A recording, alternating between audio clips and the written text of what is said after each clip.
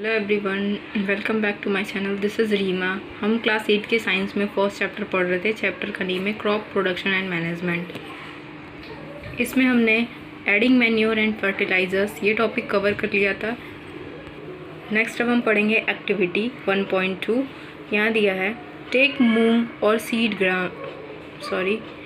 मूंग और ग्राम seed and germinate them. Select 3 equal size seedlings. Take 3 empty glasses or similar vessels. Mark them A, B, and C. To glass A, add little amount of soil mixed with a little cow dung manure.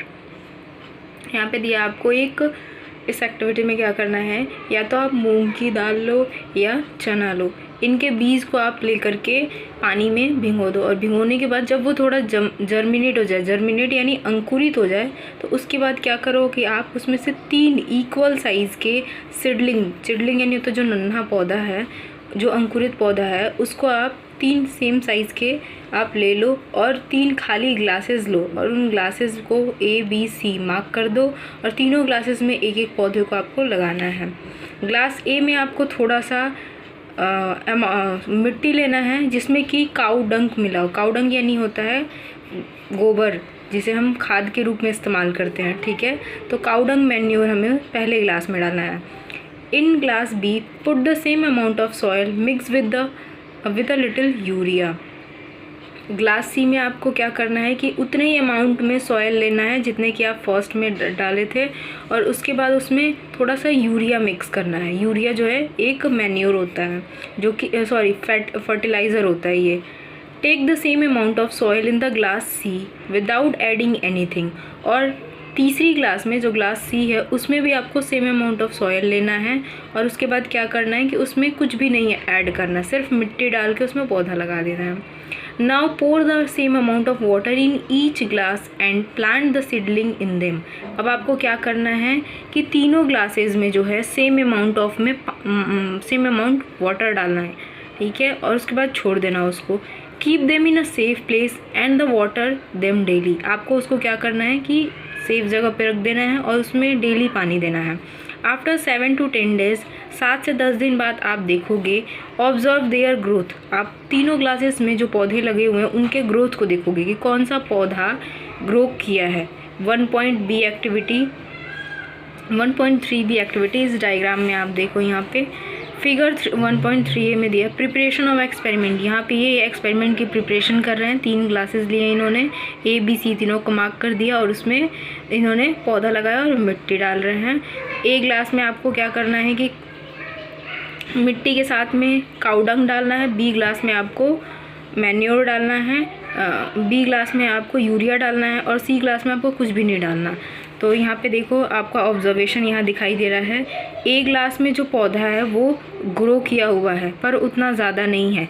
B glass में जो पौधे हैं वो ज़्यादा घने और बड़े दिखाई दे रहे हैं और C ग्लास में जो पौधे हैं वो बिल्कुल ही छोटे हैं, इन सब की तुलना में छोटे हैं। यानी कि B ग्लास में, जिसमें हमने मिट्टी के साथ यूरिया डाला था, ठीक है, जिसमें हमने फर्टिलाइज़र यूरिया डाला था, उनके पौधे जो है अच्छी तरीके से बढ़े हुए हैं।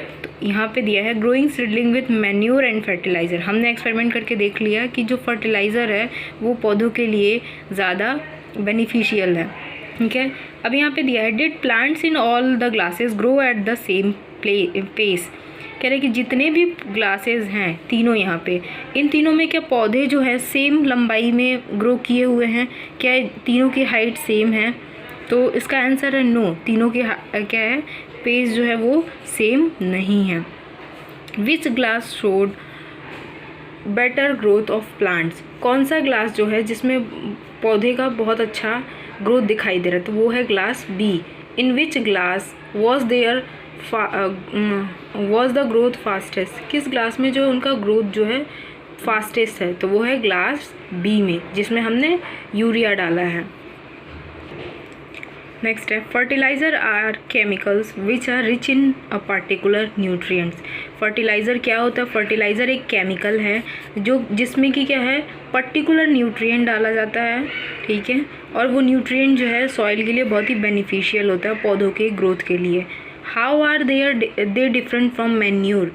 फर्टिलाइज़र और मैन्योर में क्या डिफरेंस है? मैन्योर को भी हम खाद कहते हैं और फर्टिलाइज़र को भी हम खाद कहते हैं, पर दोनों में अंतर क्या है आपको ये समझना है। Fertilizer are produce in factories, fertilizer को हम फैक्ट्रियों में बनाते हैं।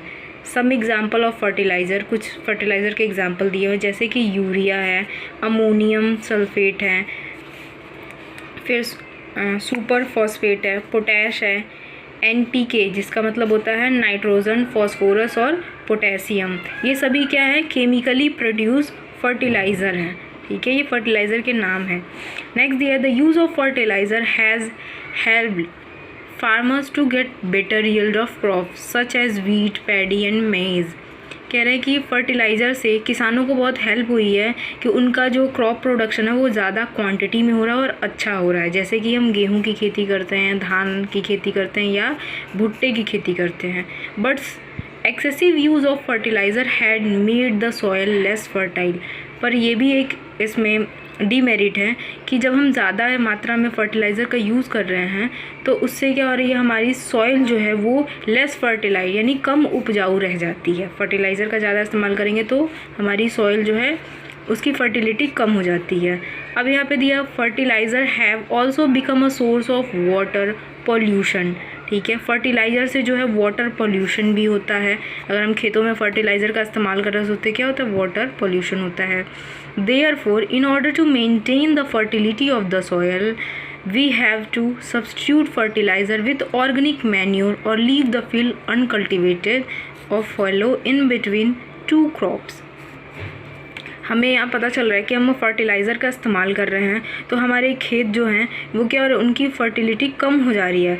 इसी चीज़ को कम करने के लिए हम क्या करते हैं कि फर्टिलाइज़र को रिप्लेस करते हैं। उसकी जगह पे हम मैन्योर का जो केमिकल से ना बना हो, जो घर पे बनाए जाते हों खाद, उनका हम इस्तेमाल कर रहे हैं मिट्टी खेतों में। इससे क्या होता है कि हमारी मिट्टी जो है वो फर्टाइल रहेगी और क्या होगा, फसल हमारे अच्छे ग्रो करेंगे। और या तो आप क्या कर सकते हो कि अपने फील्ड को अनकल्टिवेटेड यानी बिना फसल लगाए हुए कुछ समय के लिए छोड़ दो। एक सीज़न में आप उसमें फसल लगाओ तो दूसरे में आप उसको खाली छोड़ दो। ठीक है, फैलो मतलब होता है खाली छोड़ना, ताकि उसकी फर्टिलिटी जो है वो मेंटेन रहे। The use of manure improve soil texture as well as its water retaining capacity. Manure का इस्तेमाल करने से जो काऊ डंक या सब्जियों के छिलके, पेड़ पौधों के पत्तियाँ, ये सब सड़े गले जो चीज़ें होती है, एसिड वगैरह, इनको जब हम खेतों में डालते हैं तो इससे हमारी सॉइल की टेक्सचर जो होती है वो बहुत ही ज़्यादा अच्छी हो जाती है, जिससे कि मिट्टी में पानी जो है होल्ड हो सकता है। ठीक है, उसकी retaining capacity, water retaining capacity जो है मिट्टी की वो बढ़ जाती है। It replenishes the soil with nutrients. और जब हम मैन्योर का इस्तेमाल करते हैं तो हमारे सॉयल में न्यूट्रिएंट्स वापस से आ जाता है। ठीक है, another method of replenishing the soil with nutrients is through crop rotation. दूसरा तरीका है कि हम अपने खेतों में वापस से मिट्टी में न्यूट्रिएंट्स ला सके। इसका दूसरा तरीका क्या है कि हम क्या कर सकते हैं, क्रॉप रोटेशन का इस्तेमाल कर सकते हैं। क्रॉप रोटेशन क्या होता है, तो जैसे इस साल एक खेत में हमने गेहूं लगाया है तो अगले साल हम उसमें कोई लेगुमिनस प्लांट यानी दाल का कोई पौधा लगा देंगे, जिससे कि क्या हो, उसमें नाइट्रोजन फिक्सेशन हो और सॉइल में क्या हो, नाइट्रोजन वापस आ जाए। इस तरीके से अगर हम क्रॉप बदल के लगाते हैं तो उससे हमारी सॉइल की फर्टिलिटी जो है मेंटेन रहेगी और अच्छी रहेगी। इसी को हम क्रॉप रोटेशन कहते हैं। तो this can be done by growing different crops alternatively. Crop rotation क्या होता है, तो हम अलग अलग पौधों को रोटेट करके, अल्टरनेट करके, एक के बाद एक करके हम लगा सकते हैं। जैसे एक सीज़न में हमने कुछ पौधा लगाया है तो नेक्स्ट सीज़न में हम दूसरा लगाएंगे। Earlier farmer in northern India use to grow legumes as fodder in one season and wheat in the next season. कह रहे हैं पुराने ज़माने में जो किसान थे वो क्या करते थे कि एक सीज़न में वो पहले दाल उगाया करते थे। लेग्यूम्स यानी होता दाल।